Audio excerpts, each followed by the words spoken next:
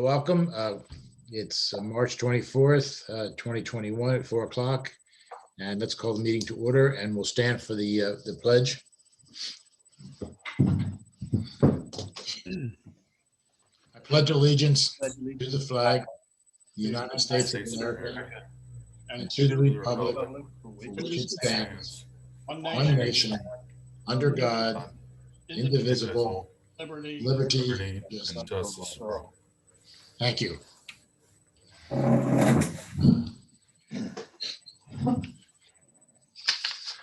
Yeah, see, all the board members are here, and our ex officio member, the mayor, and general manager, Darren Gordon, and our legal counsel, Michael Hoffman, and our assistant general manager, Austin Callum.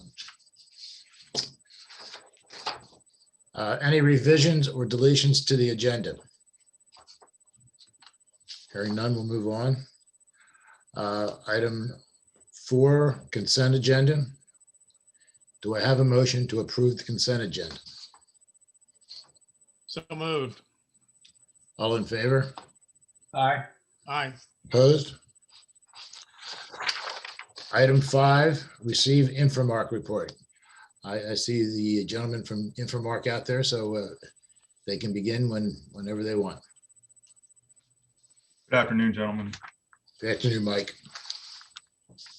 So just a couple of things I want to go over from our report regarding the headworks. We did have we got a price from Foreman Rupp to replace the pump station controls. This past couple weeks we had a second vendor come out along with Keystone, who does the BPW's controls, to look at that system, and they're putting a price together to replace the VFDs, the variable frequency drives, and also the control panel for the EQ pumps, equalization tank pumps. Another item regarding the headworks, we had the sales representative for the bar screens and the LiPACtor out twice in February. We're still waiting on repair, rebuild quotes from them. I did get a written report based on the second visit. I unfortunately got that report after I've submitted our monthly report. And so I do have a correction here in the first paragraph. Their sales representative recommended rebuilding the 5mm band screen, which is the bigger bar screen, and also reported that the 2mm screen wasn't in bad shape, but needs refurbishing. But that screen, in my report, I said they recommended replacement of that screen. That was from a conversation I had with the sales representative. It is repairable, and they can also modify that screen to a 1mm screen. We're trying to get more information regarding that.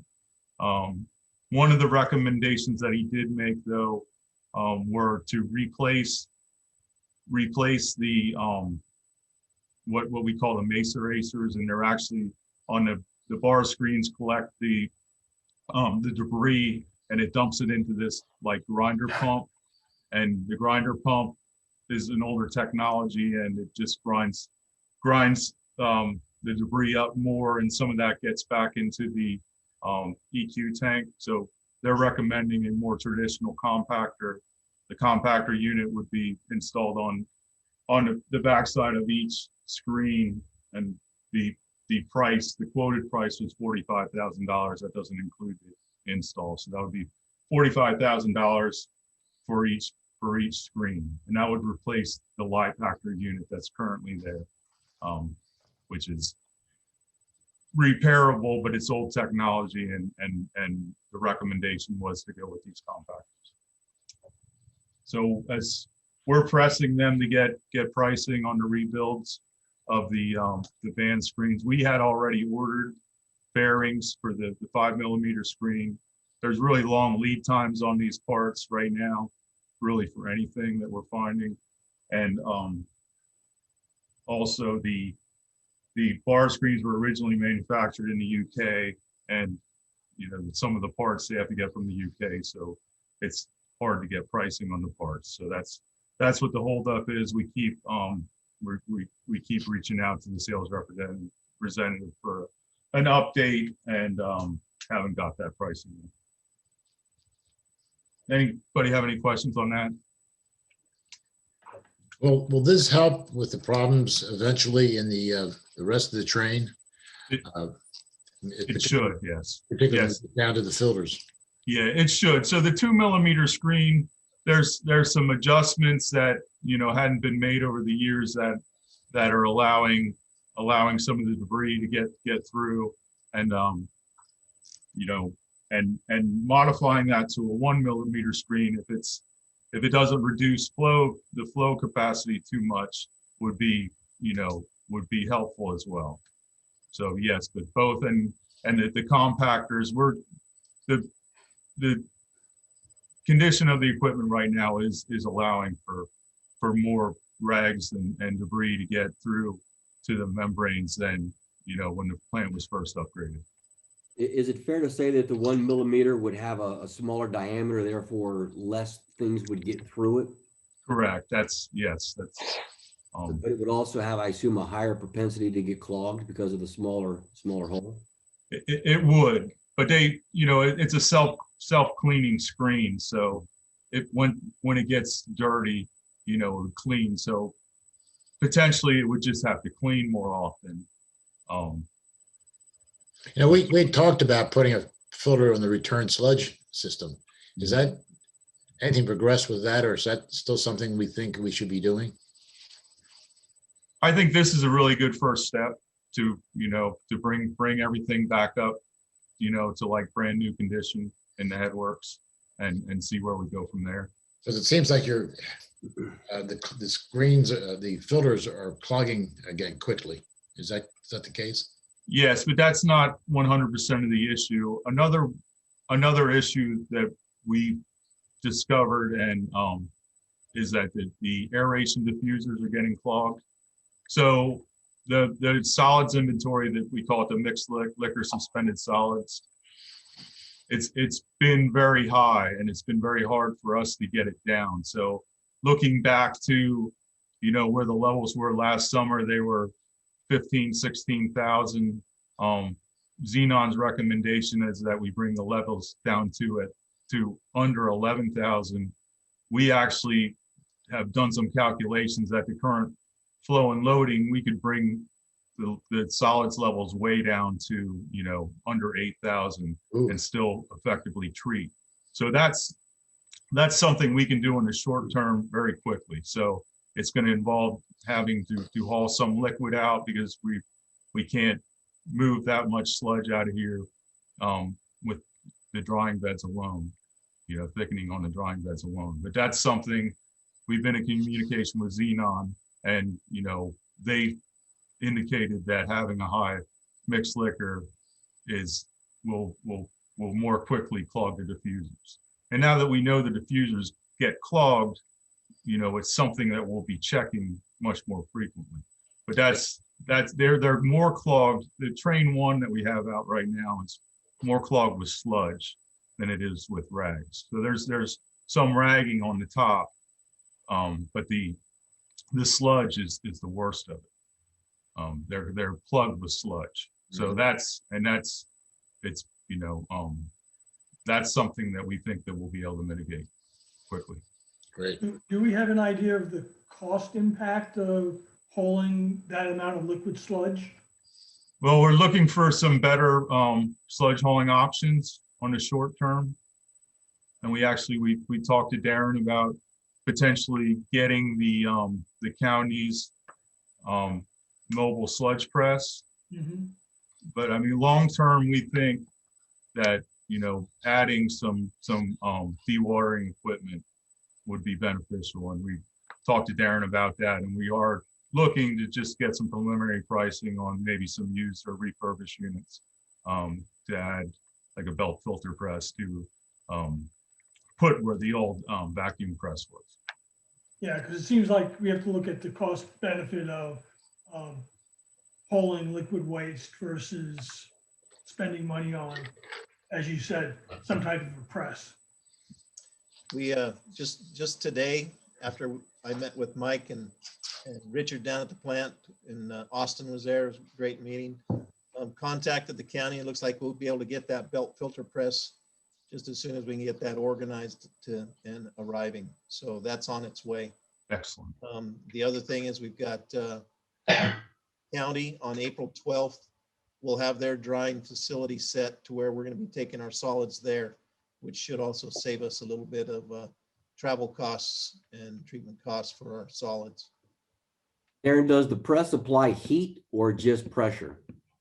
Actually, it applies gravity. You take the salt, you take the liquid that's in the aeration basin.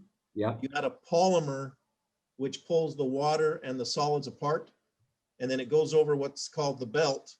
And it's kind of a belt that's made up of a bunch of woven fishing string, monofilament, and the water falls through, the solids stay on top and come off and are pretty much dry. Well, they're a thicker pudding at the end versus at the beginning, and a lot of the water has been pulled off. So that's the press, is that the polymer does a lot of the work. Okay. I'm sorry, Mike, go ahead. Nope. Any other questions regarding the headworks? Is it worth considering technology that actually does provide heat, that takes it through the system and evaporates the liquid? I've seen that technology online, but I don't know its efficiency or cost. It's very, very expensive. That's what the county's doing, and that we'll be hauling to the county facility. We operate a couple sludge dryers, and they're generally at a bigger plant. And you know, once you start them, you have to run like a batch. Once you get it heated up, you run 24/7 until your inventory's down. So I don't think that would be a good application here. You know, there's other technologies. There's better technologies as far as dewatering, like a centrifuge, but they're more complex. You know, a belt filter press has been around for a long time. It's a simple piece of equipment. It's easy to maintain, and it produces a good product. That's helpful. Thank you. Moving on to the filters, if everybody's done with questions on headworks. So the filters, we did get Train 4 cleaned and put back online. The TMPs went down immediately. We did find soon after we put the filters online, that the return rate in Train 4 was lower than the other trains, and we couldn't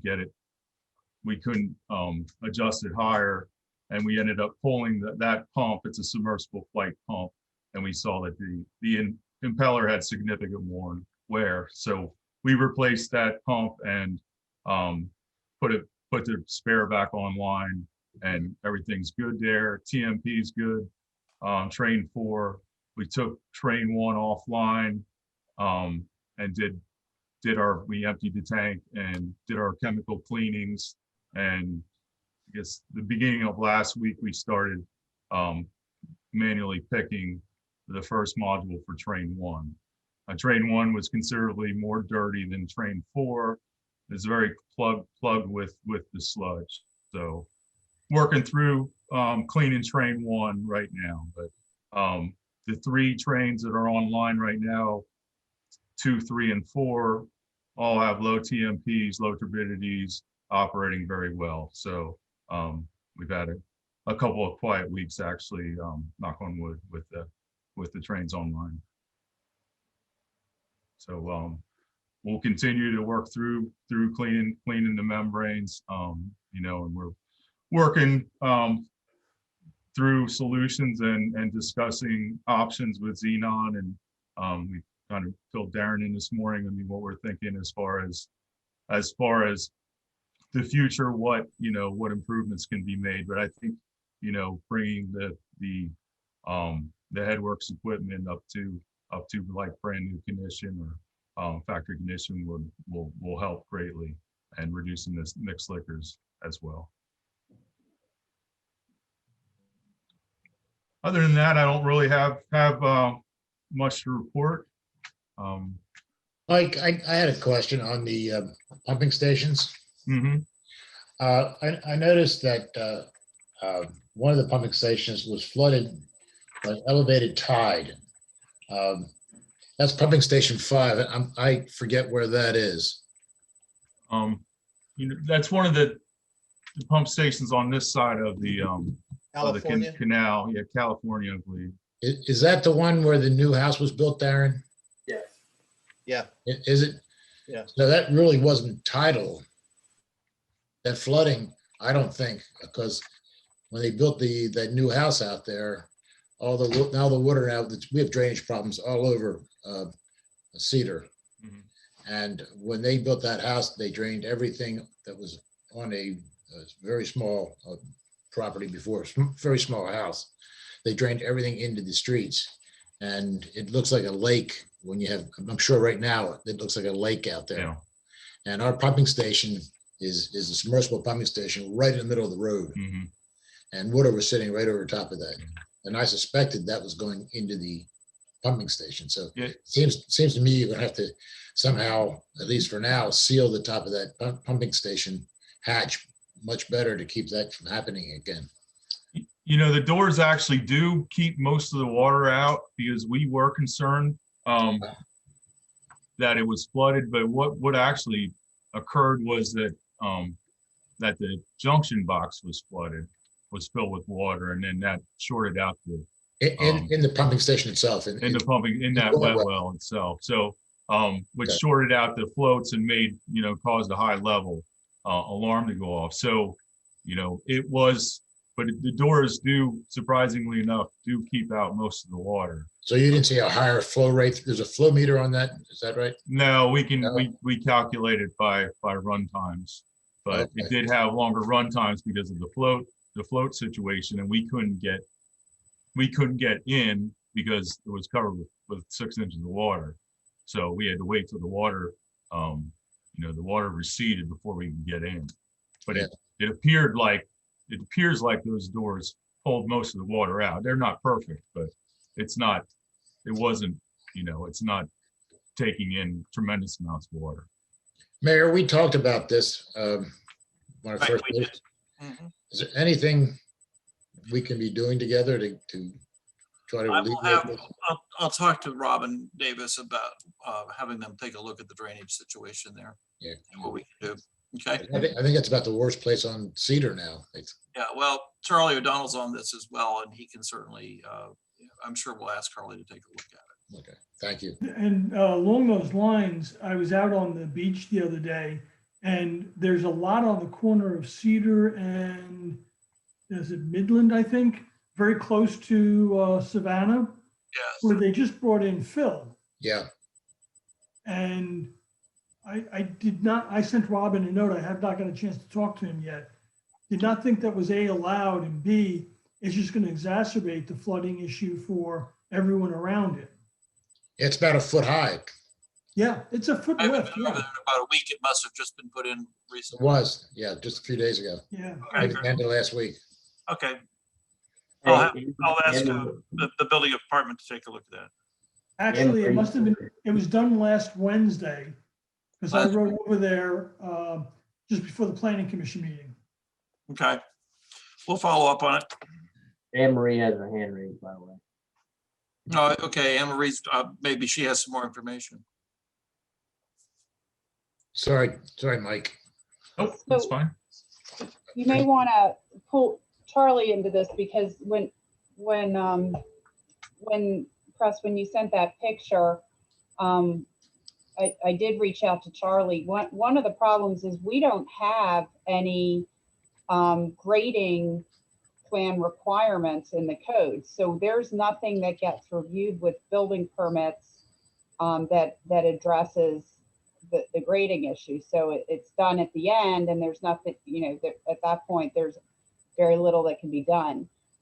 Charlie has worked with us, and we have a draft lines and grades plan ordinance that we're hoping is in good enough shape to bring forward to mayor and council in May. But again, that's going forward. I mean, you can't put a structure on fill, but a lot of people are grading their lots. It's not necessarily fill in that same way. Yeah, and Anne Marie, you're right. I mean, the part of the code says you can't build on fill, but the other part of the code says you can't change the drainage in your property That's to right. make the flow go to neighboring properties. Right, but there's no way, at this point, there is nothing required to be submitted to get a building permit Right. that addresses that. So if it's determined on an inspection after the foundation's in, after everything's set, there's no recourse.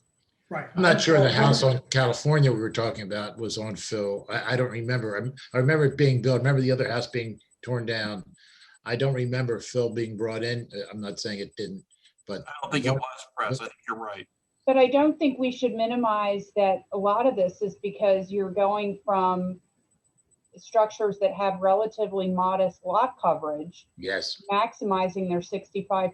I mean, 65% is a lot. yeah, And when you have, the cumulative nature of taking lots that probably had 40 to 50% coverage or less, and scraping them and putting structures and pavement to where you've got 65%, we're going to see more and more of it. yeah. I think that lot had a small brick building. I think had a flat roof actually too. I don't remember. The former owner, it was a very small Yeah, brick structure. Yeah. It probably didn't occupy even 50% of the lot. right. And the added complication is the floodplain regulations. If you do a substantial improvement of 50% or more of the value of the structure, you have to come into compliance, which means for most structures, you need to raise them. So it makes it hard to do anything other than scrape the lot and start over, and people are maximizing it. Right. So what will be coming before mayor and city council next month, I believe, is the sea level rise ordinance. And that does reduce lot coverage from 65 to 50 with the ability to earn back 10% if you do infiltration practices. Right. So I'm getting kind of a little bit off topic here. Sorry about that. Mike, did you have anything else? Just any questions, Goodfield? Mike, I've got one. I was looking back at the data, I think was back from the December report. And I was looking at the green, yellow, reds up there. Mhm. I definitely like the way that presents itself. If I look at the between the two, then and now, the only difference is that weather has gone from yellow to green. All the others have stayed the same as far as the level of concerns and issues. And the question we talked about back then was, when do we foresee this dashboard getting green? And the thought was we would see it by the end of the first quarter. Do you think we're on track for that in general? Or do you think there's some that will be lagging turning? The headworks will definitely be lagging. The filters, like I said, we've turned the corner on the filters. Once we got 4 cleaned, trained 4 cleaned, and we have 1 offline to clean. So that we foresee that being green in the near future. Solids handling, we did find out that valve we're waiting for shipped, so we're close to bringing the digester back up to full capacity there. The lift stations are, some lift stations are in good shape, some need some TLC. So I don't see them getting in the green, you know, particularly anytime soon. But Yep. they're nothing critical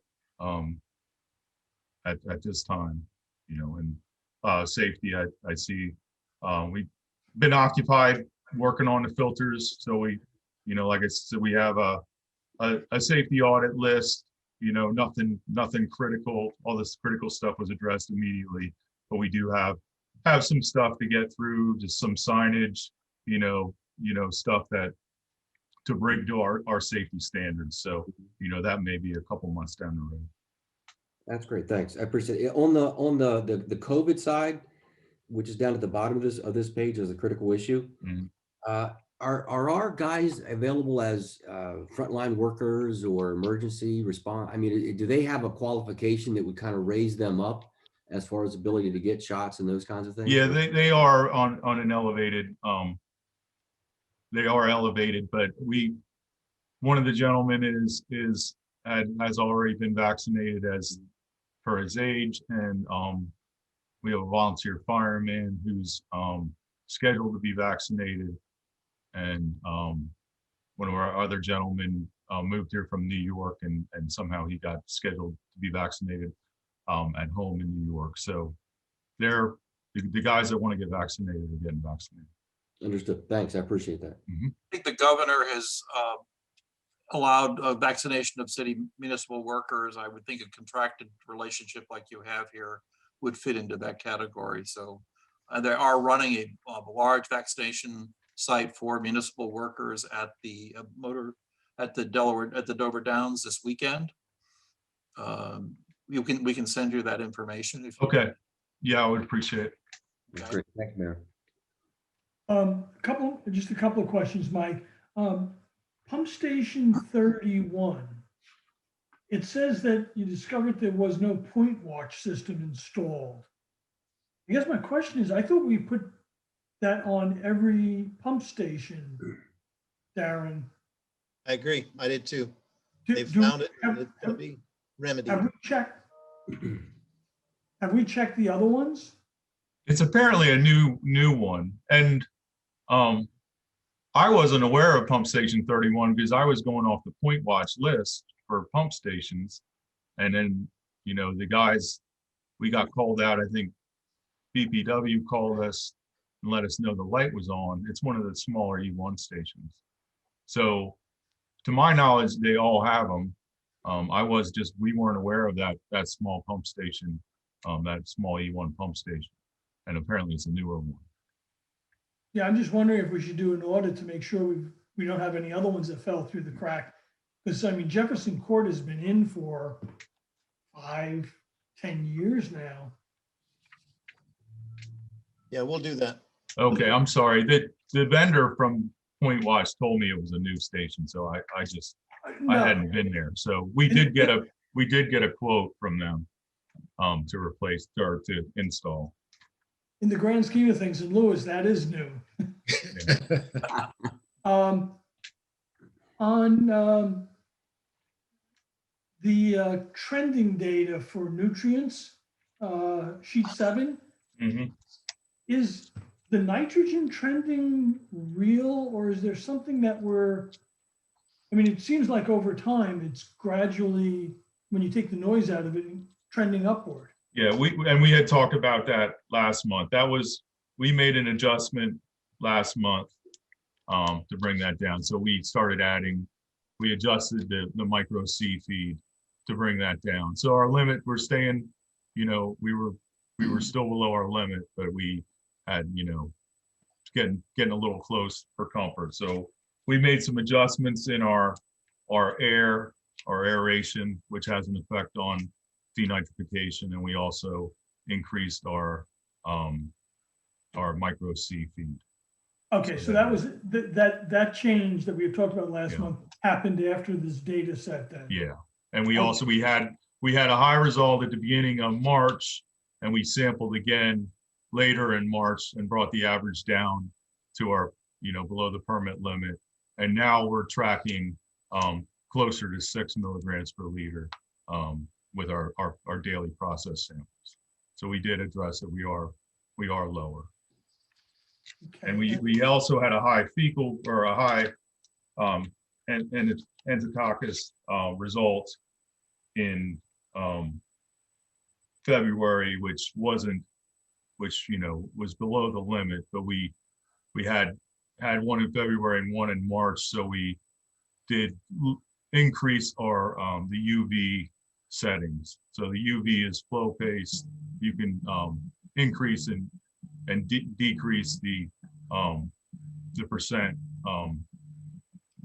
that they're on, so that it turns more lamps on. So as the lamps wear, as they get older, they become weaker. So we increase the transmittance, it's called. So and we resampled on Friday, and we had a non-detect. So Okay, good. That was the other thing I was gonna ask about. So that's perfect. Thank you. We're looking into the age of the lamps and when they need to be replaced. But just to give you some props, if you look at page 4, which is what I consider the key metrics for the plan and how well it's run, I mean, you're just killing these numbers. The one that was the closest was nitrogen, which can be an average of 8, and we were 7.7. But in general, the one we were just talking about can be a mean average of 10, and you were less than 3. So again, numbers are just great across the board. So thank you for that. Yeah, I was going to mention that too, Earl. I mean, there's been some questions lately from the public about the quality of our effluent. And, when you look at, that's a good sheet right there that you mentioned. I mean, one of the major indices with the operation of the plant is the biochemical oxygen demand, the BOD. And that's basically the strength of it going into the canal and the impact it has on the canal from lowering the oxygen in the canal and so forth. And results here, we're having 98.9% of that knocked out. I mean, you got 1% left. Yeah. And the water is crystal clear. The nutrients, as we've just talked about, are well below the drinking water standards, definitely, but our permit standards. UV disinfection is very effective. The quality of the water going into that canal is excellent. And if you look at it in a glass, it's crystal clear. You wouldn't know that it was effluent. Recently, we've been having several tours of the public of the plant, and Darren's been pushing for an open house, and we've been kind of holding off until the COVID kind of calms down for having large groups or anything. But the offer is there for individuals or small groups, 3 or 4 people to get together to have tours, and we would love to show. Darren's an amazing tour guide. I just love listening to him when he gives his tour, because he makes some comparisons that really make sense to the general public about some of the processes. So that offer is out there. Hopefully more people will take advantage of it. And once we get the COVID under control, not we, but it gets under control, we would love to have an open house and really show off what's there and how well it is working. So I think, I don't know this, but I think I'm almost positive, if this is not the best effluent in the state from any municipal treatment plant, I'd be surprised. And if it's not, it's got to be the next to the highest, because this is about as clean as you can get effluent, and without extraordinary effort, because this plant is operating amazingly, and under Inframark is operating properly. So we're in very good shape. And Darren, we really should look at that, see where we stand with the state, with the other treatment plants, to see how we stand, because I can't believe that any plant in the state is doing anything better than we're doing. Would agree. And I don't know if we're going to go through turbidity, but that's where Tom Panetta has educated me on the importance of that.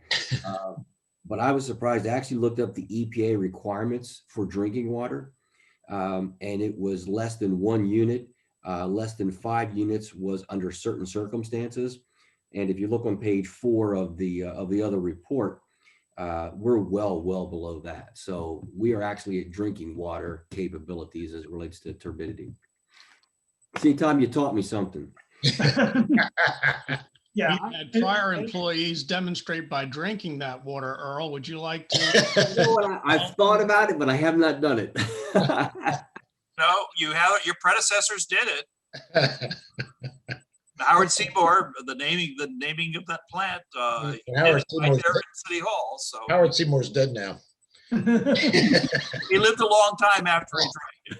I was there the night he did it. Yeah, and just to clarify, I wasn't in any way, I agree with everything that was said about the quality of it. I was merely looking at trending data because that sometimes gives you an indication as to where things are going. So I appreciate Mike, your comments there, and I look forward to next month's report, seeing those levels go back down. Do you have anything else, Mike? I do not. Well, thank you. Good report, good written report, and good verbal report. Thank you. Thank you, gentlemen. Thank you. Yep. Have a good night. The next item was my report. I think I just gave it. So I'll move on to item 7. Receive general manager's report. I just have a couple items. Number one, we'd already kind of talked about what we did with the county. Very good news. Our partnership with them is very positive. So we'll get that belt thickener there as soon as possible, and the processing of the solids beginning April 12th. And so that's a real plus for us. Number 2, we have a new lineman. We have hired a new lineman. He's actually coming from Milford. So if anybody at the city of Milford gets angry at us, just duck your head. You're right. We got him. Looks like we've got a really good, capable lineman that will be able to step in and serve very well. I think that's our second hire from Milford, isn't it? What's that? Isn't that our second hire from Milford recently? I think that, Just one. I think just Okay, one. those two. Just- Okay. So anyways, I say that perhaps too lightly, but we're very excited to have Gary Johnson joining us, and he's a good addition to the team. Bob Barnes will be retiring in about 6 months. So we're coming very close to that need. And then finally, we had a phase 24 talking about Coleman Fourth. That project, the project meeting that we had, the progress meeting went well. They're still anticipating being completed by mid-April, and their communication out to the public is improved, and we hope that this can get finished with a dash to the finish line. And that's the end of my report.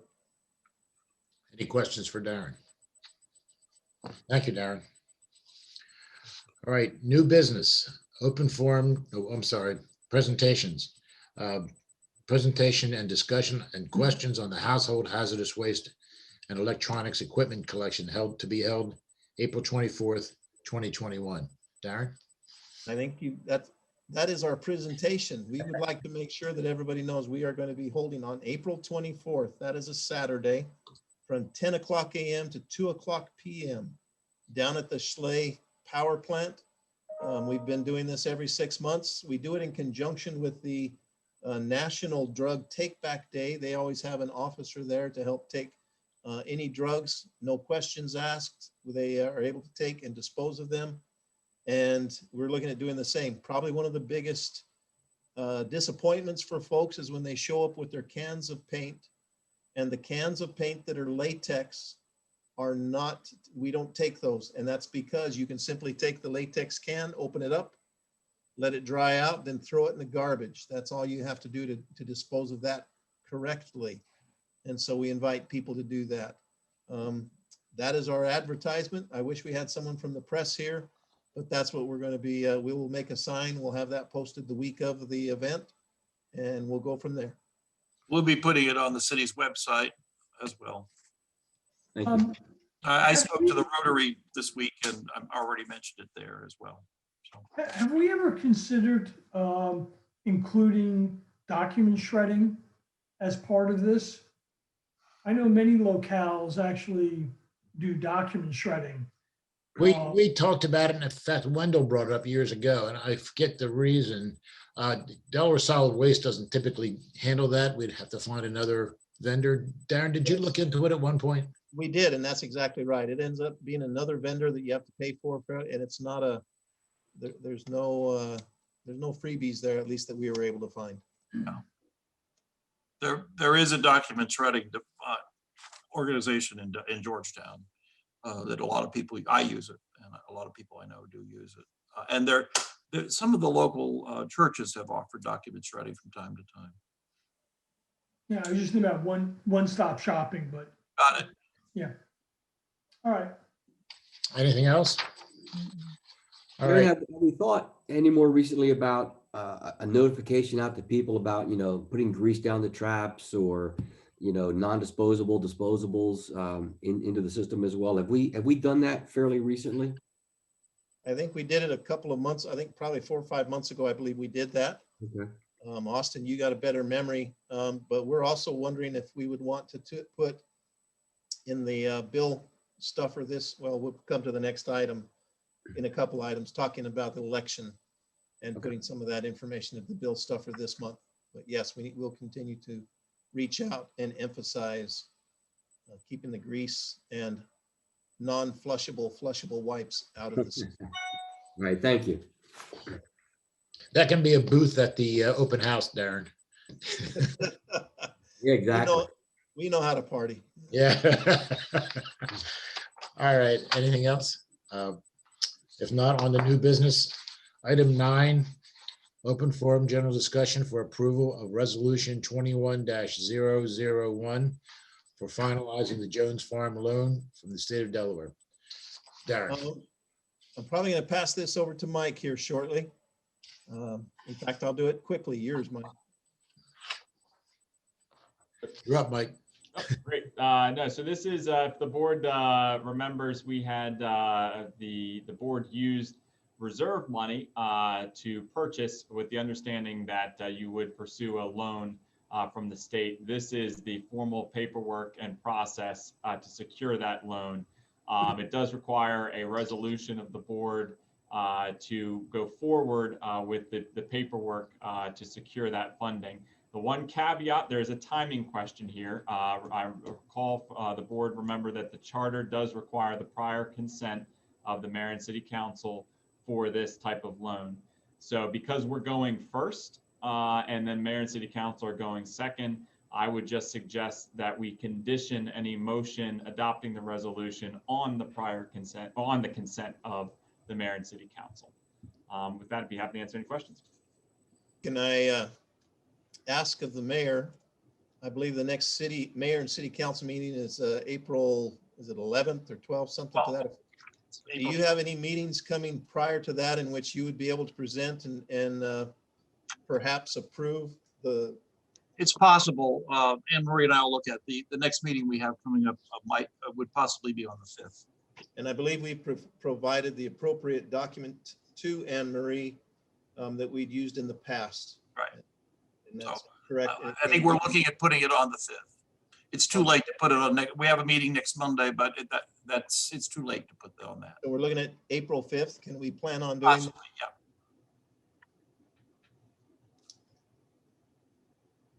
And the one other thing I'd mention is because this is a resolution, remember that it's a 2-motion process. The first motion is to read the resolution by title only.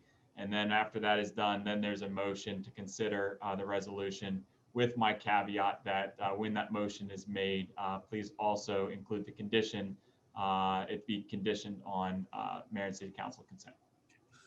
Just one thing, Darren, Anne Marie just sent me a text. She said she doesn't think she has it, so you might want to check. Okay. You got it. I make a motion to have the resolution read by title only. Second. All in favor? Aye. Opposed? Mr. President, members of the board, resolution number 21001, a resolution of the Board of Directors of the Board of Public Works of the City of Lewis authorizing the borrowing of $2 million from the Delaware Water Pollution Control Revolving Fund, acting by and through the Delaware Department of Natural Resources and Environmental Control for the purpose of financing the Jones Farm Purchase Wellhead Protection Project and authorizing other necessary action. Mr. President, members of the board, resolution 21001 has been read by title only and placed before the board for its consideration. Do we have a motion for that? I make a motion to approve the resolution as read with the caveat that it be contingent upon approval by the mayor and city council at their meeting. Second. All in favor? Aye. Aye. Opposed? Okay, Thank you, Darren. Thank you, Mayor. Thank you, and I'll get the document to Anne Marie. Mike, and I may ask you for, make sure I have the absolute correct form. All right, now that puts us into old business. Item 10, open forum general discussion of the upcoming board election and the additional day for voter registration on April 17th, 2021, from 8 a.m. to 12 noon at the BPW office. Darren, do you want to comment on that? I do. We've shared with you the timeline. On April 1st will be the last day for candidates to file.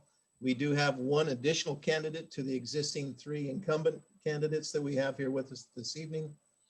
I don't see the other individual on the call unless he snuck in as Kim, but I don't know who that is. Other than that, one of the rules and requirements of holding an election is that we allow people to register for the Board of Public Works election, which is separate. I want the world to know that in order to vote in the Board of Public Works election, you have to be registered with the Board of Public Works. In order to vote for the city, you have to be registered with the city. Those are 2 separate registers. To vote in both, you have to register for both. What's different about the BPW is we have both citizens which are inside the city limits, and we have citizens outside the city limits that have to be registered to do it. Anybody that we're serving outside the city limits, inside the city limits, they have to be registered to vote for the BPW. On April 17th, from 8:00 a.m. to 12:00 p.m., that's a Saturday, we're gonna have the office open for anybody to come in and register the vote. They can register online, they can come in and register anytime up to that date as well. Any office hours that are open, they can call and ask any questions that they have of what the rules, what they have to do. It is very easy to get registered to vote, and we encourage all to do just that. So as a matter of resolution, part of the state voters requirement is that I'm asking you to approve a resolution authorizing us to be open on April 17th from the hours of 8 to 12:00 noon for voter registration. Go ahead, Mike. Just have 2 quick points. One, just to clarify, what Darren had mentioned, April 17th, the charter does give the board the option. If you are to exercise that option, you do have to do it via resolution. But I want to clarify, the last day for voter registration is actually April 23rd. So you can vote up until April 23rd. The 17th is the Saturday date that's available for that purpose. Reminder to the board, this is a resolution, so it's that 2-step process. Okay, but if you voted in one of the last 2 elections, you don't have to re-register. Is that the correct interpretation? Darren, do you know the answer to that? I don't know off the top of my head. That is true of city elections. I thought it was the same with BPW. I believe it is. I Okay, believe it is. we're to clarify. I can clarify that. Okay. All right, so I need a motion Well, I for, can move, I'll move that and we're supposed to be just moving on the additional Saturday, is that correct? Yes, so the resolution is just for the additional Saturday. The first motion is to read the resolution by title. Then I move that we add the Saturday, April 17th, 2021, open the office, BPW office between 8 and 12 for registering for voting for the BPW election. Tommy, you've got to ask to have the motion read by title only first. Oh. Yeah.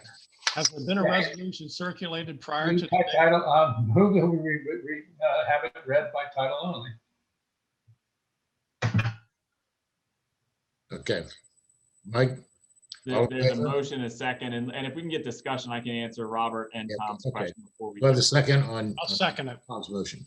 And so let me just procedurally answer the question. Robert, yes, there was a resolution. It was late. It was yesterday. It was circulated, but the resolution does encompass what Tom had mentioned. So The charter requires that the additional Saturday be via resolution, which is why we're doing it via resolution as opposed to just simple motion.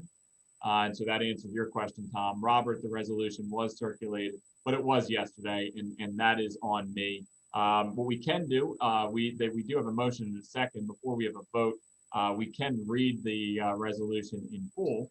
I will tell you that what it says is, it simply says, the Lewis Board of, well, Why don't you go ahead and read it? I think that makes sense, Mike. okay, well, so we technically have a motion. I apologize. Yes. We have a motion and a second. If you can vote on that, I would vote it down and then get a new motion. Okay. So do we have a motion? Yeah, I can revise my All vote. all in favor? Let me say, all opposed go first. Aye. Aye. In favor? No. Okay. So in that case, now we technically need a motion to read the resolution in full. Before we take that motion, I did search my email. I found the most recent circulated resolution. I'm comfortable with it as presented. If everybody's comfortable, then I can make a motion to Read it by title only? to read by title only. Okay. All right. Very good. Here it is on the screen anyway. Go ahead. And is there a second? Is there a second? Second. All in favor? Aye. Opposed? Mr. President, members of the board, resolution number 21-002, a resolution of the Board of Directors of the Board of Public Works of the City of Lewis regarding voter registration for the 2021 annual election. Mr. President, members of the board, resolution 21-002 has been read by title only and is placed before the board for its consideration. Okay. Do I have a motion to approve the resolution as read? Motion to approve the resolution is read. Is there a second? I'll second. All in favor? Aye. Okay. Resolution passed. And I apologize for that. I should have gotten the resolution to you sooner. I accept ownership of what everybody just witnessed there. So I will do better next time. Just for the record, so anybody who's listening who wasn't aware of it, the city plans to hold a registration the same day at the same hour. Thank you, Mayor. Okay. Bill, Item was 11. was there any thought about sending out anything in a bill? And I know a lot of people are online now, but maybe a bill insert regarding the election? All right. Do we still have time, Darren? Yes. I think that's a great idea, Earl, because last time we had a very poor turnout. And it'd be good to do that. And if it's mentioned in an article, if Nick's still on, that would be great to get the word out too. Probably gonna have to send that in a separate mailing, just to let you guys know.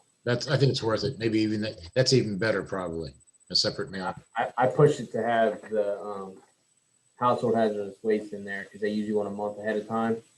So we're only about a week and a half out from billing, so you probably have to send that separately. I think it makes more sense to do that anyway. People will,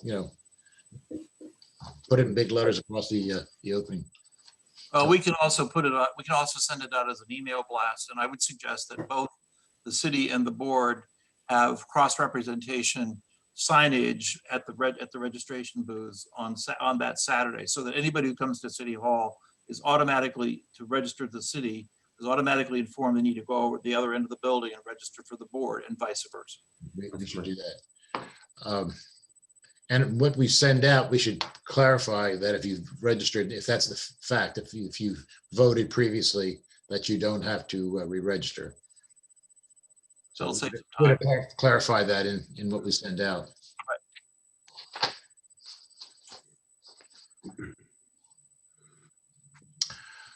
Any other discussion on that?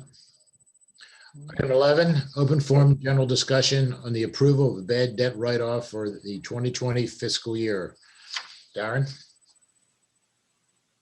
President Lee, members of the board, we annually have bad debt that we're not able to collect. That's one of the things that happens in the utility business.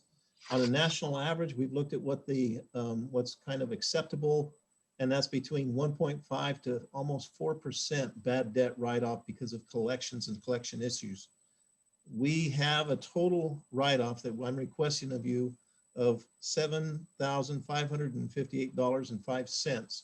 These are for, won't give names. We will not show names. There's definitely some privacy issues if I were to do that. However, there's many that have moved, some evicted, some bankruptcy, some deceased.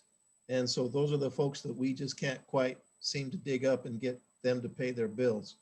But having said that, that $7,000 bill is very, very low as a percentage of what our annual revenue is.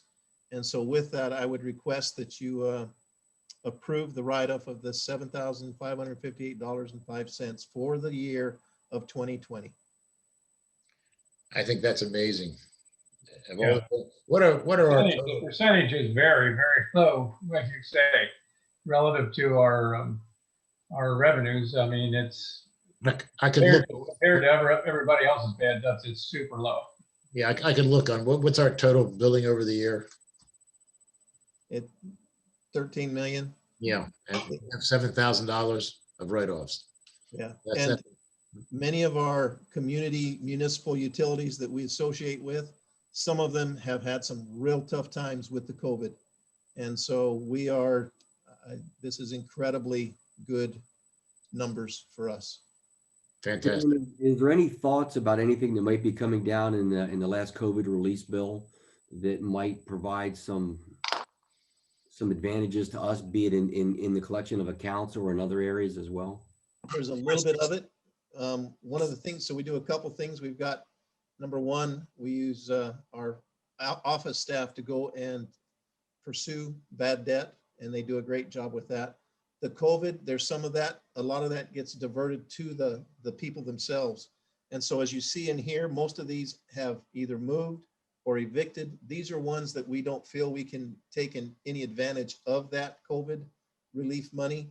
And a lot of the COVID relief money goes straight to those people that are in need of it in our lower paying classes. And that's why we don't see many of them on here. So there, a lot of them are already getting that assistance. Okay. And it's good to note that if Tom Panetta and I were back in 1903, we would actually be going door to door and collecting bills. That's right, Earl. Got that going for us. And by the way, we would be paid $50, and I'm not trying to brag. That's an annual salary. You were just born too late, that's all.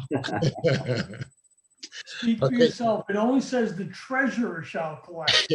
Hey, you know me. I'll take any help I can get. I'll even split it with you. Do I have a motion to, You need a motion, yes, you need a motion to accept it? yes. Okay, I'll make a motion that we accept the write-off of $7,558.25 of bad debts. A second. All in favor? Aye. Aye. Okay, all right. If we can, Press, just to interject here, the charter clearly says that you don't need to re-register unless you haven't voted in 2 consecutive annual elections where there was a contest. Okay, So if you voted in any one of the last 2 elections, you should still be on the book of registry. yeah, okay. We should make that clear in anything that we, whenever we discuss this. All right, item 12, call to the public. Any comments or questions from the public? Andrew Williams, we have you online. Would you mind at least raising your hand to make sure that everybody out there can hear this request for the public? Thank you very much.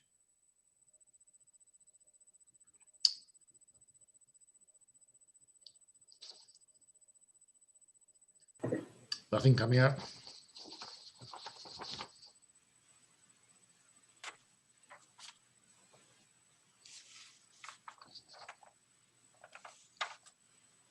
Okay, we okay to go? I see nothing. Nobody's raised a hand. Nobody's made any motions. All right. Item 13, call to the press. I don't see anybody from the press on the call. I don't see Nick Roth. Okay. All right, then, do I have a motion to go into executive session? So moved. Second. All in favor? Aye.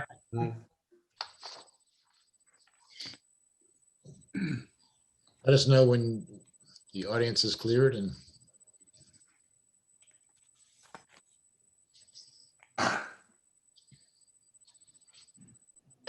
go out of executive session into So moved.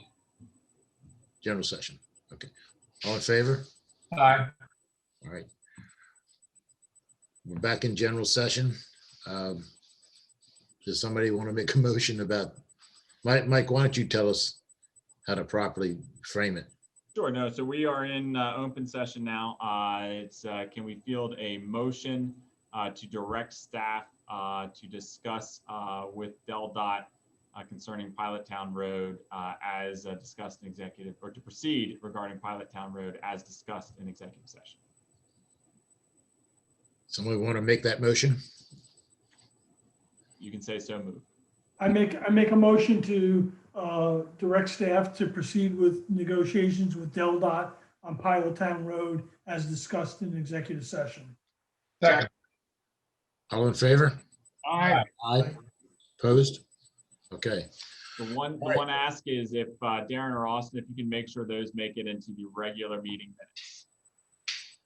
Thank you. I've started the recording, so that was recorded. Okay. All right. Do I have a motion to adjourn? So moved. Second? All in favor? Aye. Thank you. Good meeting. Night all. So- Thank you.